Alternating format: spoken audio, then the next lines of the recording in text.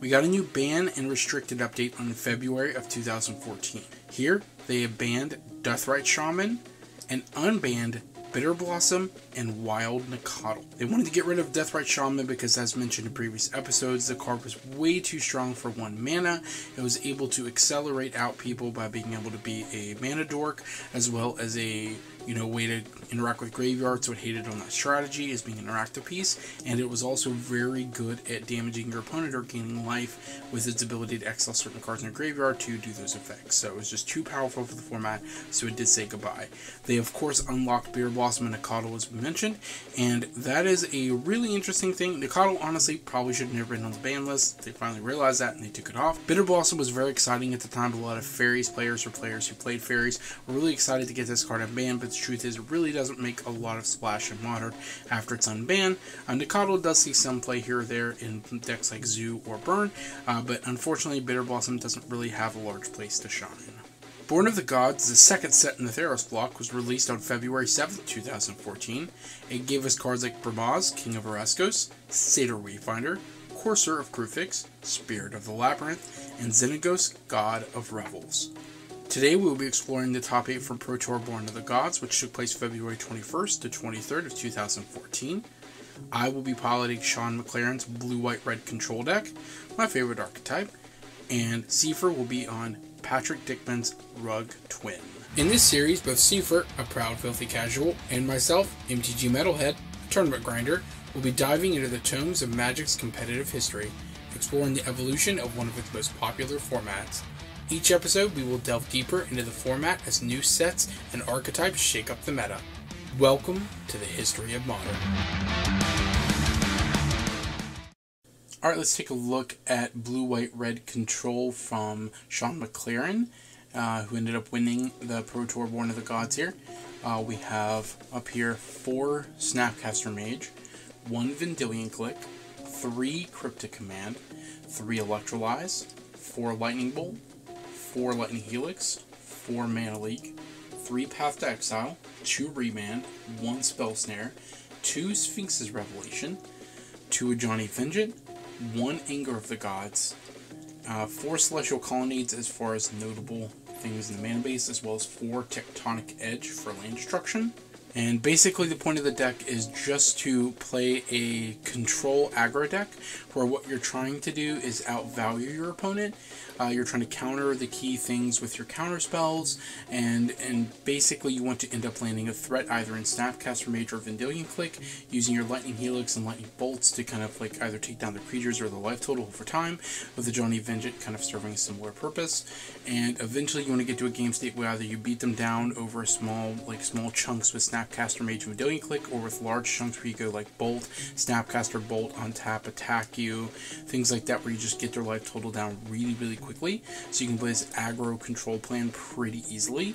And you also have Celestial Colonnade as a really powerful land that can just finish it off. Its evasion and flying makes it really powerful. Also having Vigilance allowing you to tap it to be able to conserve and play your spells on their turn, even though you're activating and using it to attack, is very key for this deck's success.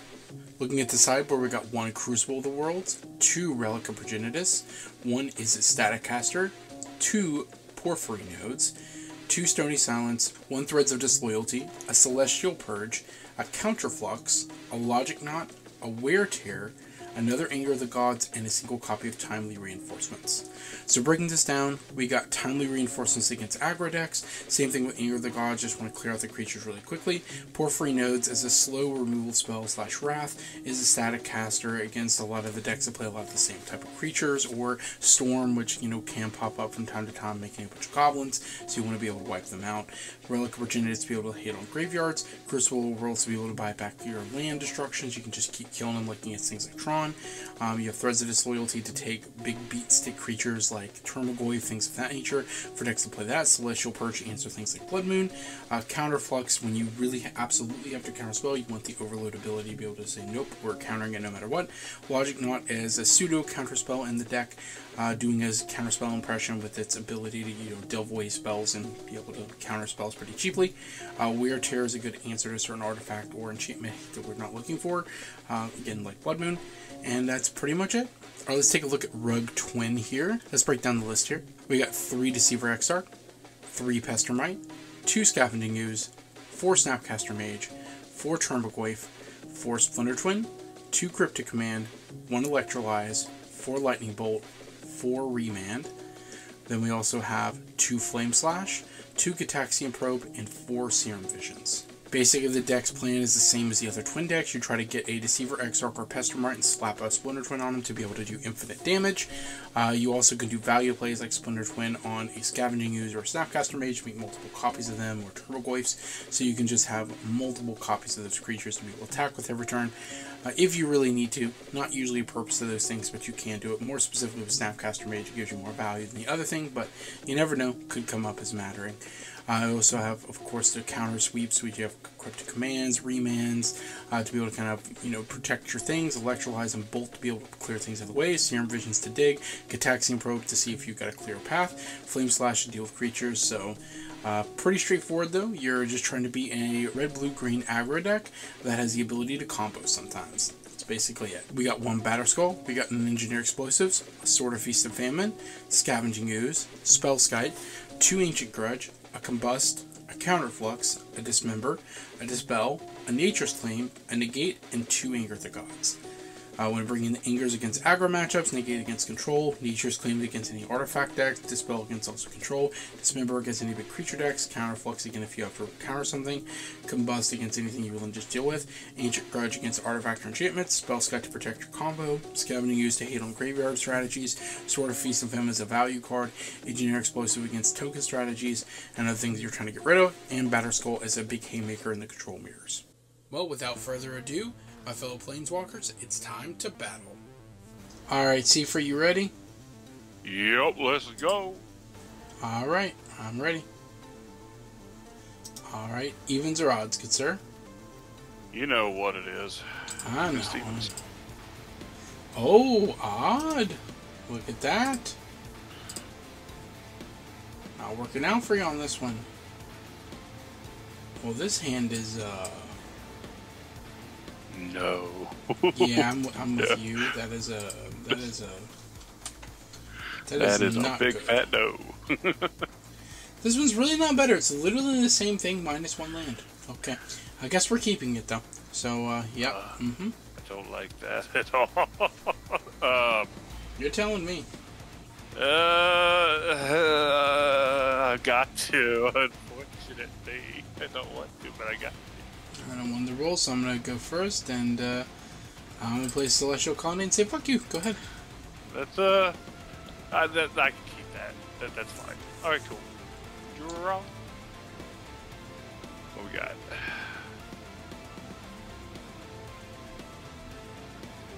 Play Scalding card. Mm-hmm. Go ahead and crack it. Mm-hmm.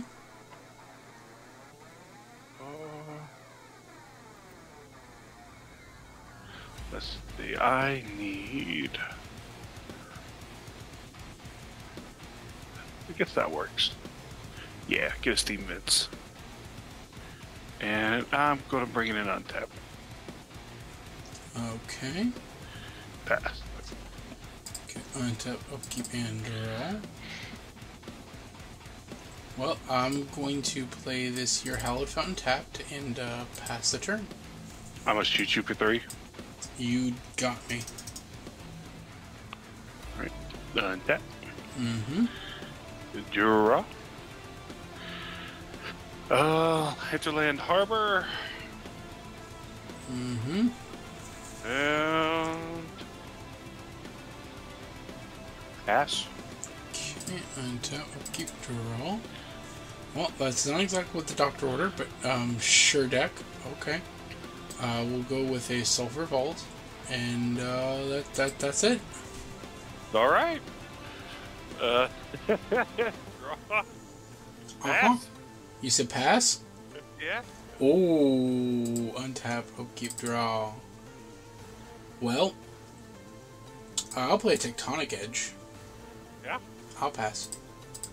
We'll play a Stomping Ground on tap. Okay. Pass. Untap. Upkeep draw. Seems about right. Pass. And in a turn, I will flash in a Snapcaster Mage. Yeah, it's fine. Get Lightning Bolt. Okay. Alright, so Remand will counter the Lightning Bolt and it will not bounce to your hand. It will go to exile and I'll draw a card. That all sound good to you? Yep. Alright, so I'll draw a card off the Remand. And I will say go ahead. Alright, turn. Mm-hmm. I will pay 2 life. Okay. Taxian Probe. Alright, that will happen. Let me reveal my hand to you here. We got her. Okay, we got just a Snapcaster. We got just a path. Yeah, mm-hmm. Okay, and then I draw a card. Yup. This goes bye-bye. Mm-hmm. Mm-hmm. Mm-hmm. Mm-hmm. I'm gonna go combat. Mm-hmm. I'm attack you. I'm gonna try to Lightning Helix. Mm-hmm. Target Snapcaster Mage. I will remand that. Alrighty.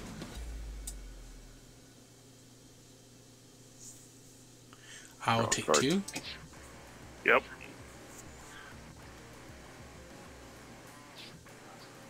I will play an island for turn on main phase 2. Mm-hmm. And I'm a pious. I'm gonna fetch with my Arid Mesa. Mm-hmm. I don't know why we're doing that.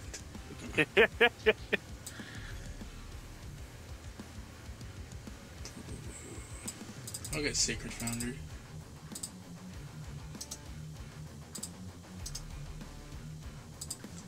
Alright. Untap, upkeep, and draw.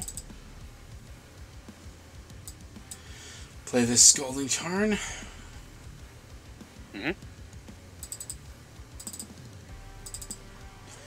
I'm going to activate Tectonic Edge targeting Steam Vents.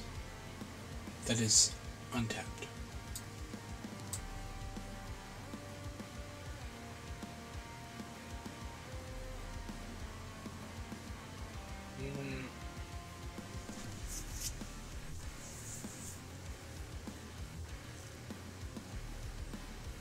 I'll respond by flashing a Snapcaster. Okay, that happens. Target Remand for no apparent reason. And I'm going to target get Taxian Probe. It is a sorcery, just keep that in mind, but yes. Oh, okay. Yep, okay. This goes bye-bye. Alright. So, I will now go ahead and Lightning Helix the untapped one. Gain 3. And go ahead and pass it on to you. Attack. We'll take it.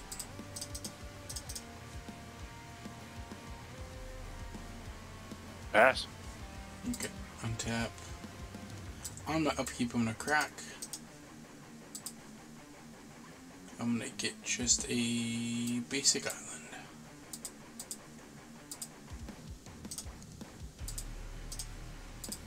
Okay, draw. Oh, that was anticlimactic. Boom.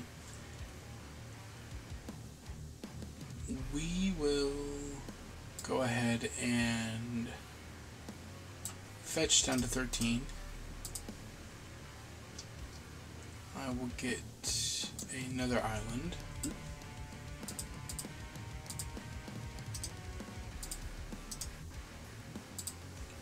Then I'm going to go 2, 3, 4, 5. Activate Celestial Colonnade. Combat attack. Take 4.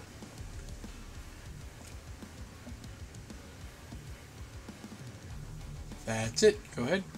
Pass. Untap. Keep and draw. Pass. End the turn. Mm-hmm. I'm gonna flash in Pestermite and tap your Colonnade. I will go ahead and float a white. And no, I don't want to do that actually. Hold on. Yeah, no, this makes more sense. I'm actually going to flash in Snapcaster Mage. Mm-hmm. I'm going to target Remand. Before Remand, I'm going to crack my fetch land. Go and get his Steam Vents tapped.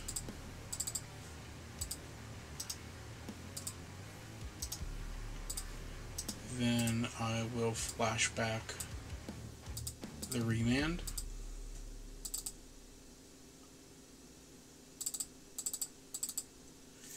Targeting the one dude from a card. And still past you. Oh, other way. Well, pretty sure I'm just dead. You're not dead yet. Scalding Tarn. Mm-hmm. Flame Flash. Yep, that's where he did Snapcaster Mage. Crack this. Go to combat. Yippers. Thank you for 2. Yippers. And pass.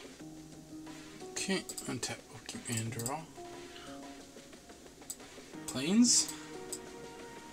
Pass. Flash in Pestermite to tap your Celestial Colonnade. I will float a white. And while you're tapped out, still have white floating. I'm going to flash in a Vendilion Click target you, so I get a look at your hand. Okay. Oh, interesting. Okay. Well, Fooey. Hong Kong Fooey. So I could take the Flame Slash, and if I do that you can't kill the Vendilion Click. I can get rid of your Pestermite so you can't top deck a combo, when you also don't have a blocker. I have 7 damage on board. You can slam your Goyf hold up Remand. I attack in for 7, put you to 1. You have a gigantic Goyf and a thing. I want 8. That'll probably kill me, or close to kill me. But I think it's the play. I'm gonna take Flame Slash, put it on the bottom of your library, and let you draw a card.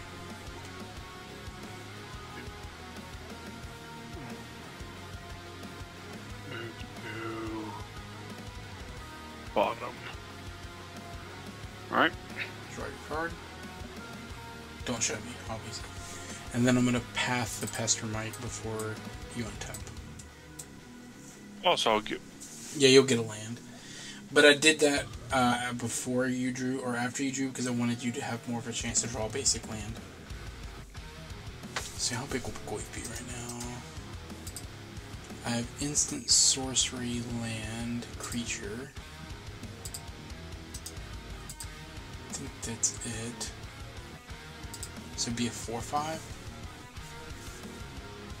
You put me down 2, puts me 8. You have 6 power in play. That puts me to 2. Not enough to kill me unless you can land something else.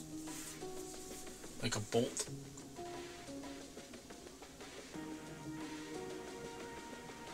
Anyway, I passed you. Alright.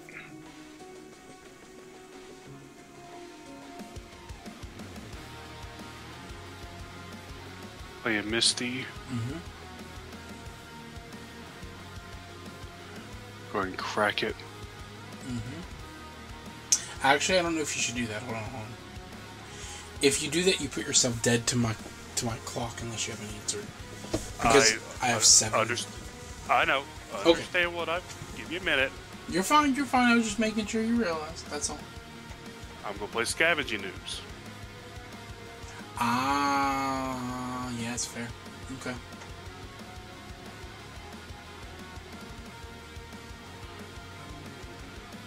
Probably just a forest, I'm assuming.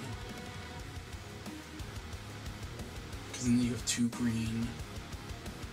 I have 2 green. So you can go back up to life parity and go back to 8, which puts you not dead, and play the Goyf. But then if I top deck a bolt, you're dead. Yeah, either way, I have to Hail Mary. There's no other. No. I'm agreeing. I'm agreeing with you. I'm just trying to think through the lines of play. So I'm gonna eat your path and your lightning helix. You won't. No, that won't gain you life. You have to eat creatures. It's specifically creatures. Then I'm dead either way. If you get a Snapcaster, I die. So I'm just gonna concede. No. Hold on. Don't concede. You're not out. If you exile the creature, it becomes a 3-power creature. You attack in for 2. I have the choice to block if I want to. However, if I block that, I lose my clock. And it also gives you more food for the scavenging ooze. I know you have a remand in your hand. So I can definitely deal with the scavenging ooze, but the problem is if I do that, then I could put myself dead to like you top decking the bolt yourself. So you're fine. You're not out of this game by any stretch of the imagination. So I'll eat your Snapcaster. Okay, you eat my Snapcaster. Okay, you'll gain a life. And then I'll play Goyf.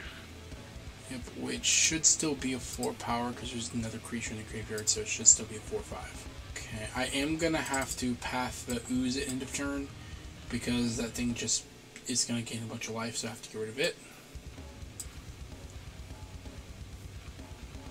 And then I gotta hope to get a bolt or something. Because here's the thing, I can't go on the offensive. What, you also have to attack me for 2. Yeah, I will. Did you get your basic? Oh yeah, you got your mountain, right? Oh path? No, if you're pathing, I need to go get the land. Yeah, go ahead. And I'll go ahead and go down the 2 life. Yeah, because I'm not blocking. Because blocking here would be really bad. It puts me in a losing position. I get no land. Oh, fair enough. Then I assume you pass after that, right? Yep. Okay, untap, upkeep, draw. That was not a lightning bolt. Okay, so it was a good draw, though. I think I get in for 3. Yeah, I can't stop it flying, correct? Yes. Yep. And then I will play a Snapcaster Mage and a Lightning Helix on your Snapcaster Mage.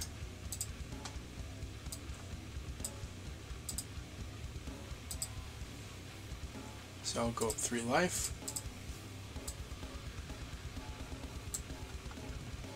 And then I will pass. So now I have a blocker for your Goyf. I knew you were going to draw a Snapcaster. You actually seriously called that. That's actually kind of crazy. I knew it was going to be a Snapcaster. Still doesn't make me win quite yet. Attack. I'll block. Play another Goyf. Okay. Pass. So the only card I know in your hand is a remain. You only have 1 card in hand. So yeah, I do have you dead now because I just have to activate Colonnade and attack. Well, I can block Colonnade. Flying. I have. Is it flying? Yippers. Yeah. See, I knew this game was over. I knew it. I mean, I understand where you're coming from with that, but like, you don't want to call because there were chances. Like, if I drew a land, for example, if I drew think land, it was only delaying the inevitable. The minute you drew a Snapcaster and I didn't eat the Helix or the Lightning Bolt, I was done. There's nothing I can do. I don't think I had a way to come back in that. Yeah, the problem is if you don't play the Goyf, you don't have a quick enough clock, and then you just die to what I have regardless. Yeah, I understand it, but I knew it was done. I knew it was done. Yeah. Alright, so that was that one. Go ahead and concede, good sir. Concede. But it was actually really close, as you saw. Alright, so against you, what do I want? Get those the fuck out of my deck. They are god awful. Oh yeah, this deck plays that really, really weird card, doesn't it? It does.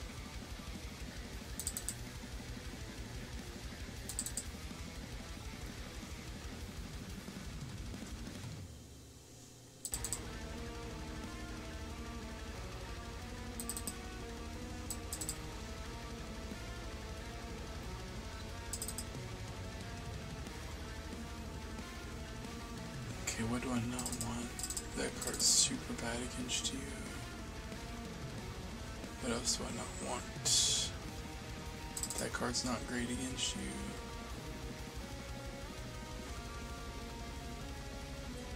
That card's not the best. I mean, you have a couple of hits. Actually, no, yeah, it's pretty good. This card's really good. What do we not want? That is the question. Card's really good if it resolves. I probably just don't need that. Probably just don't need that one.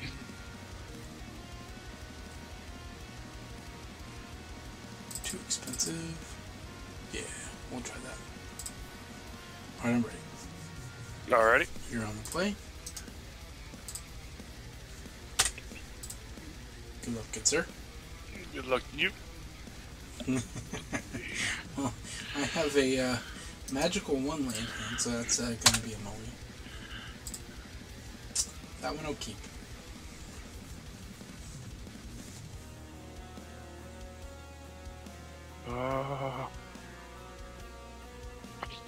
Eat that.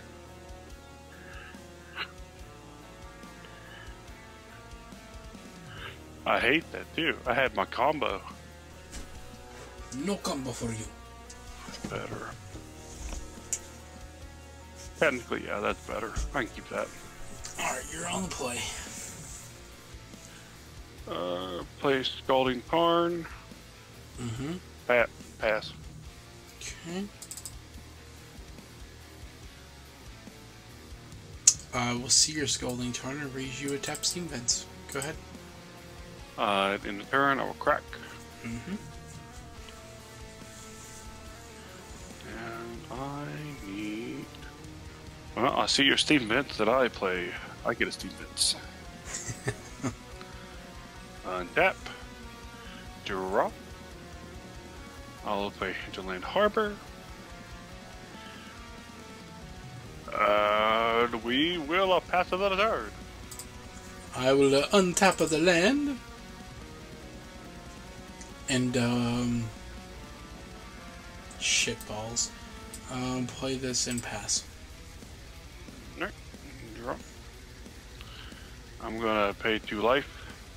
Gixian Probe. Gitaxian Probe. How dare you?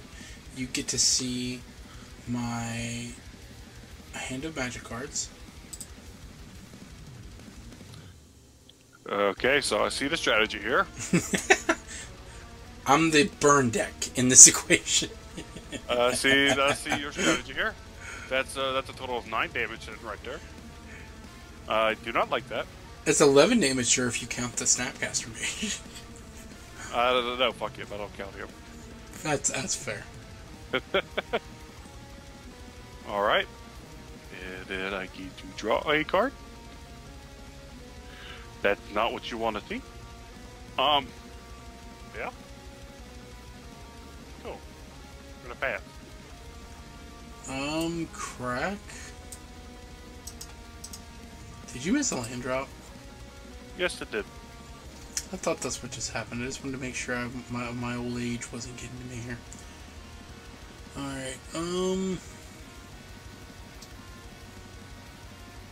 what do you want to fetch? There we go. That's what we'll fetch. End of turn, I'm gonna bolt you. Gonna remand it. That's fair.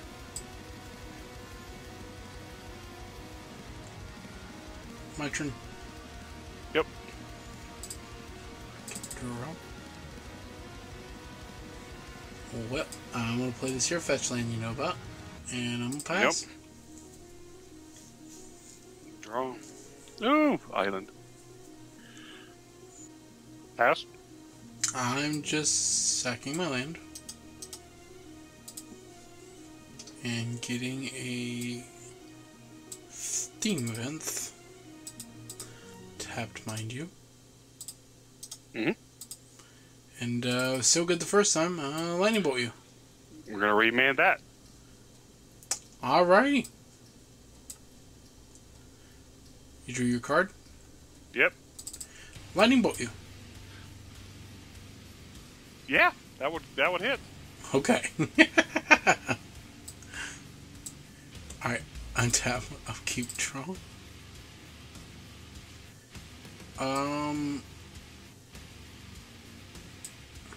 Hallowed Fountain untapped. Pass. Draw. Oh yeah. Sadness. Sadness is into the stack. Pass. Sadness is resolved. End of turn. Snapcaster Mage. Remand. That'll happen. End of turn still. Bolt you. Dispel that. Oh, fair. Okay, you got me. My turn. Yeah.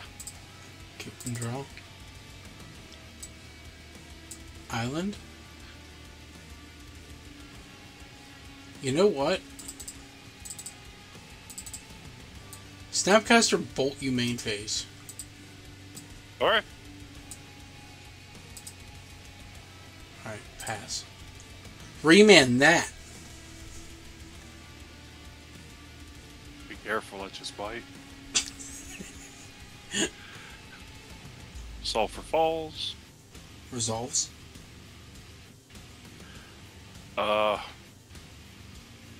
And yes, I did say the land resolves.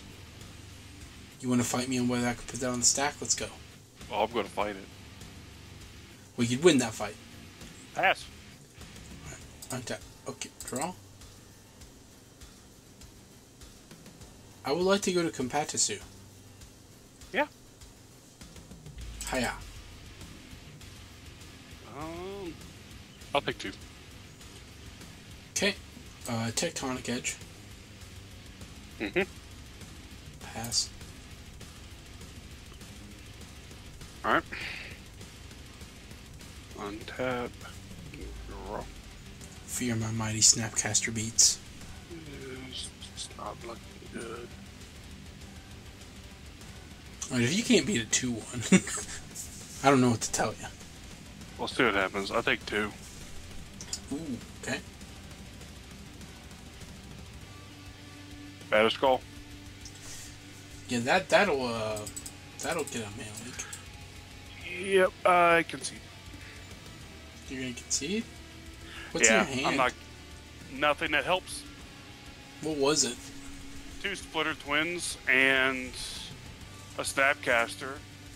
Unfortunately, if I have a Snapcaster, that means I have to react, and you're in a position where you don't have to do much. You just have to smack me.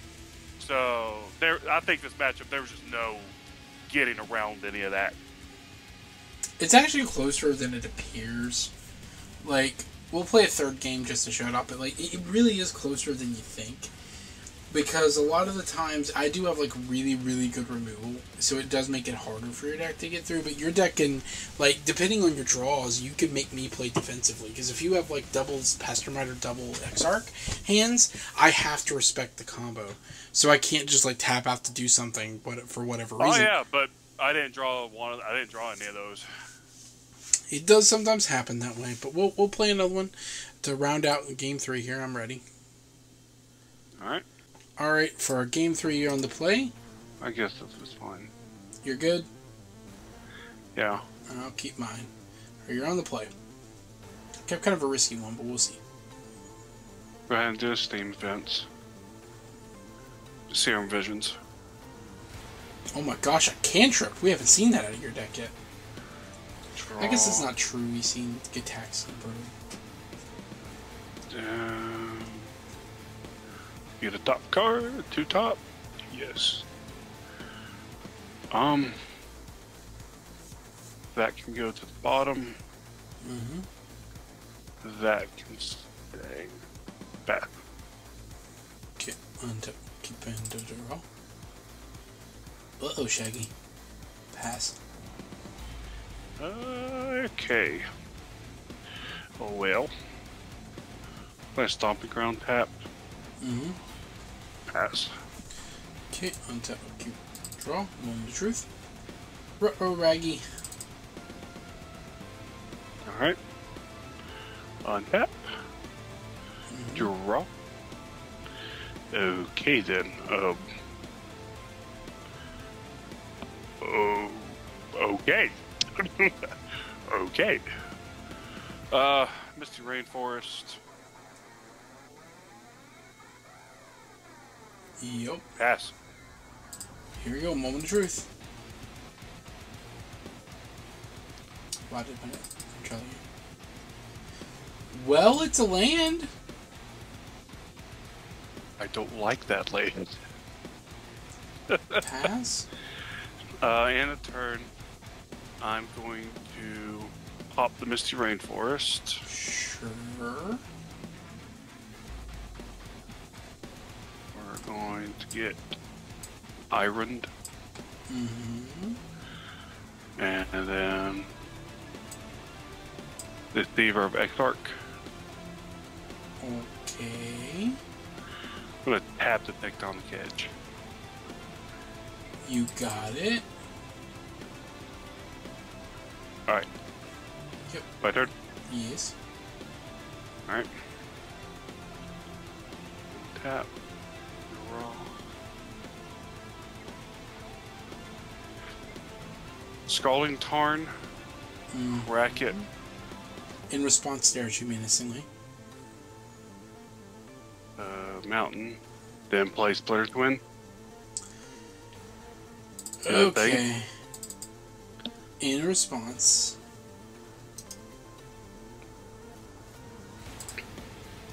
Yep. Die horribly. Okay, you got me. I kept a really good hand. This was actually not a mistake on my part. I want to point that out. This is totally me trying to teach players a lesson that you don't keep double colonnade hands. I did that for you all, so you wouldn't make that mistake. Totally not a mistake by me. And don't read too much into that. Okay, so talking about the games, I was actually really excited for this game because Pro Tour Born of the Gods was one of my favorite Pro Tours to watch, because at the time Control wasn't really popular in the metagame for Modern, and there were variants like Esper Control, Blue-White Control, certain Blue-White-Red Control versions that did exist, but the best real control deck in the format for the longest time was really just Splinter Twin, which really was more of a combo control deck that played out in certain matchups as a combo deck and other matchups more like a control deck, depending on what it was facing, and it was not a true control deck like the Blue-White versions you see here. This was the first major event that Blue-White-Red truly did well. I mean, there's a couple other events where it's top 8 or coming first, but this was the biggest showcase. This was the Pro Tour, and it was the first Pro Tour that it won in Modern, and it was by a guy named Sean McLaren.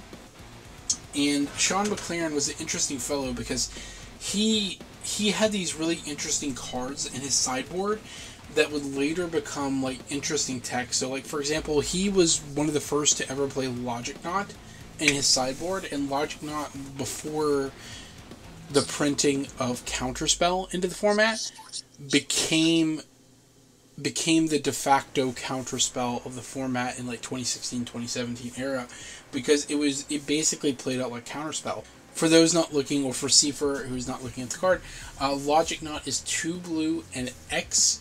It's an instant with Delve, which makes it cost 1 less for each card you exile from your graveyard as you cast it.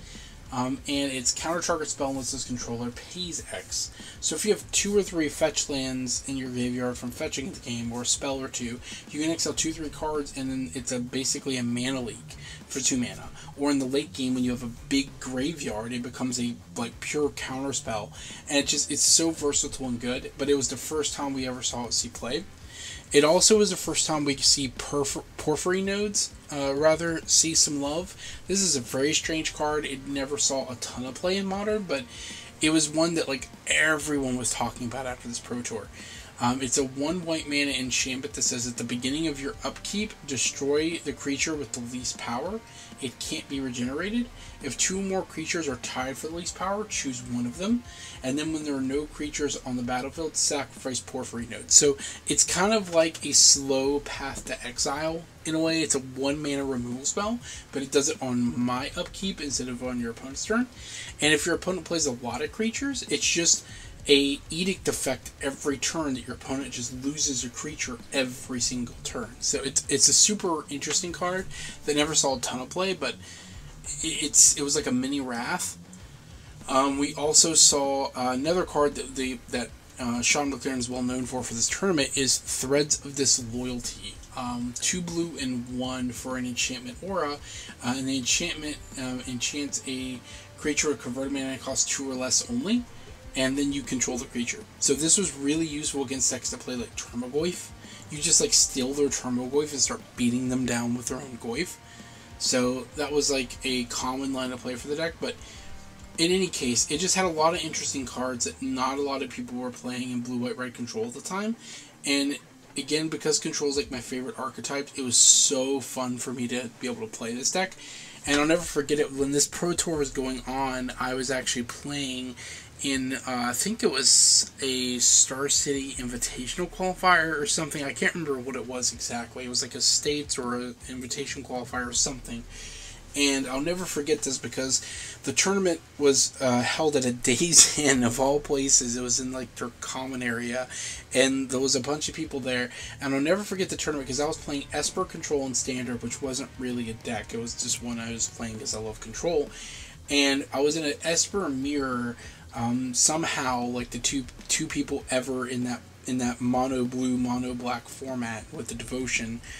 Being the biggest decks, somehow us 2 Esper players found each other, paired against each other round 2, and on round 2 we ended up going into turns, and it was such an interesting thing because I had Aetherling, Archangel Lethune, a couple other creatures like Brimaz, King of Veraskos, and my opponent had an Aetherling and their own Archangel Lethune, a couple other things, and there was this really interesting line of play where I had 2 cards left in my library, and I had to go end of turn Sphinx's Revelation for 1, I had 3 cards left in my deck, sorry. Sphinx's Revelation for 1, draw a card, gain a life, trigger Archangel Lethune, pump my entire team, draw my card for turn, go to combat, attack, hope my opponent blocks wrong, which they do, and they try to save their Aetherling from a lethal combat damage, and when they go to do this, in response I Sphinx's Revelation for 1 for the last card in my deck to pump my team again because the Archangel Lethune from the life gain, and I used Sphinx's Revelation as a pump spell to end the game. And it was funny, there was a judge there watching it, and he just looks at me and goes, I've never seen Sphinx's Revelation be a pump spell before, but that was super cool. And he gave me props. I ended up doing terrible in the tournament. It was I think I went 2-3 drop, but regardless, it was super fun. It was a super cool moment that I just wanted to share with people. I know I talked a lot here, but I had a lot of stories because of the time. I participated in a lot of tournaments during this era. But regardless, that's my 2 cents, or should I say 25 cents for how long I talked there, about the archetype, about my experience during that era. I know you didn't really play again a lot of Modern at the time, but taking a look at the Splinter Twin deck, because Patrick Dickman, who is the one who created the deck that you're piloting, he was very well known specifically for Teamer Splinter Twin, which at the time was called Rug Splinter Twin, because it was before Teamer was a named thing in Magic. But regardless, he's the one that pioneered it, being instead of just being an all-in control deck, let's make it a mid-range aggro deck, play it more like Jund with Goyfs in it, and then just randomly combo people. what did you think of it? I mean, I know you didn't have the best experience because you're going against removable deck, but just tell me like the thought process, how you think the deck played out. Like, did you like the Goyves? Did you like that angle? Or did you think it should be more all in on the combo like the blue-red version? I think truthfully I'm the wrong person to ask. Honestly, every time I had a Goyf in my hand, it was dead. I felt it was dead in my hand. Okay. When it came to like momentum, I didn't feel like I could do something with the Goyf. I know Goyf is a very good card. I understand it's a very good card, and I understand that it is an aggro deck, kind of. I get that part. But personally, just in this matchup alone, every time I had a Goyf in my hand, I hated it. I guess that makes sense. Okay, fair enough. But that was just that's just this instance. That doesn't mean it was a bad choice or a bad decision to put it in the deck. It's just that in this instance alone, anytime I got a Goyf in my hand, it was just either at the worst time, or there's so many factors. I could have mulliganed wrong. I could have had bad hands and not realized it.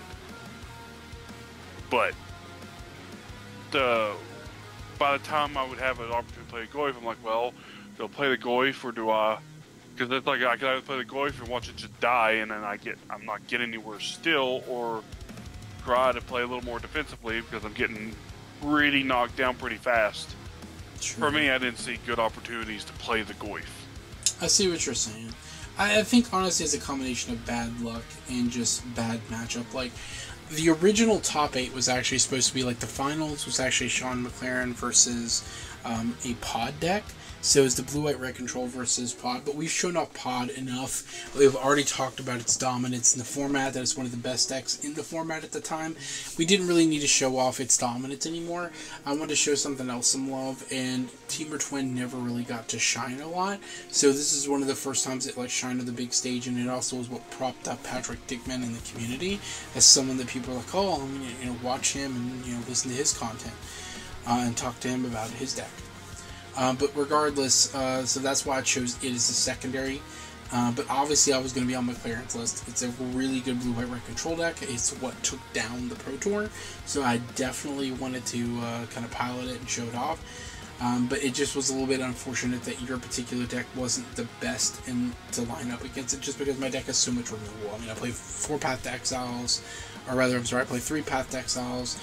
I play 4 Lightning Bolt, Lightning Helix, all these ways to interact and remove your creatures, that it just makes it so hard for you to try to go off in combo.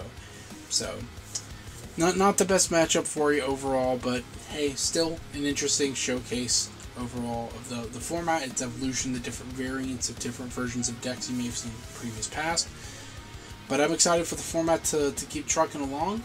We're getting closer and closer to what I will call the special event on the channel. We'll have a special event around episode 19 and 20, where we'll have some special guests come on and play. It won't just be me and Sefer, because that is an event that was specialized, and we'll talk more about that when we get closer. But just look forward to episodes 19 and 20 when we get there. Got a few more weeks before we get there. Otherwise, any final thoughts, Sefer? No, I mean, you pretty much covered it. Yeah, I talked a lot here. I'm sorry. I was very excited over this one. This was a fun time in Magic. It was a very fun time in Magic for me. One of my fondest memories. Back when I was, tournament grinding, getting up at like 6, 7 in the morning to drive 2 hours to a Days Inn to play a tournament where I'm playing a deck that should not be played. But anyway, overall, I hope you guys enjoyed it, and until next time, see ya.